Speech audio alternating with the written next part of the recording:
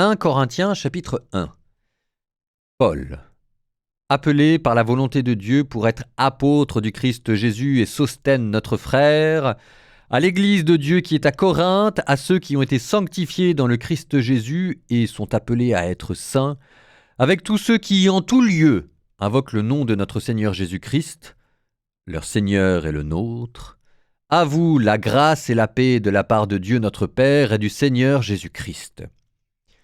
Je ne cesse de rendre grâce à Dieu à votre sujet, pour la grâce qu'il vous a donnée dans le Christ Jésus. En lui, vous avez reçu toutes les richesses, toutes celles de la parole et de la connaissance de Dieu.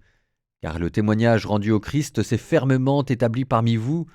Ainsi, aucun don de grâce ne vous manque, à vous qui attendez de voir se révéler notre Seigneur Jésus-Christ.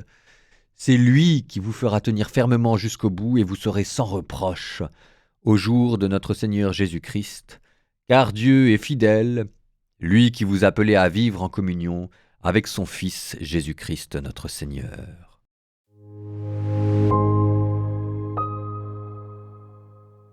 On commence aujourd'hui la première lettre aux Corinthiens. Alors la première lettre aux Corinthiens, elle fait suite tout de suite après dans le corpus du Nouveau Testament à la lettre aux Romains. La lettre aux Romains, c'est le grand exposé dogmatique, c'est le modèle de toute la théologie dogmatique de tous les théologiens. La première lettre aux Corinthiens, cette fois-ci, c'est le modèle, pas de la dogmatique, mais de ce qu'on appelle la pastorale. La pastorale, c'est vous avez un message et puis les gens se posent des questions concrètes. J'ai le droit de manger ça, j'ai pas le droit de manger ça. Je vais me marier avec qui et puis comment est-ce qu'il faut prier, etc. Et là, saint Paul va adresser toutes ces questions-là, en tout cas toutes celles qui se posaient en son temps, dans cette première lettre aux Corinthiens. Ce qui fait que la première lettre aux Corinthiens est presque aussi importante que la lettre aux Romains, mais pour des raisons totalement différentes.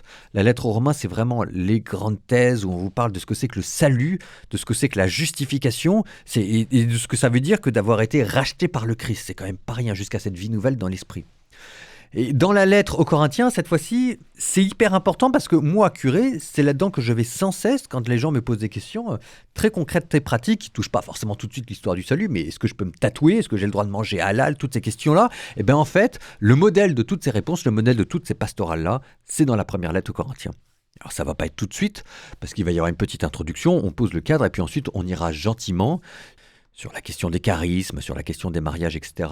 Mais pour l'instant, on pose les choses, on commence par une première adresse, et puis ensuite, saint Paul partit. Mais ce ne sera pas pour aujourd'hui, il va nous parler de la sagesse et de la folie chrétienne.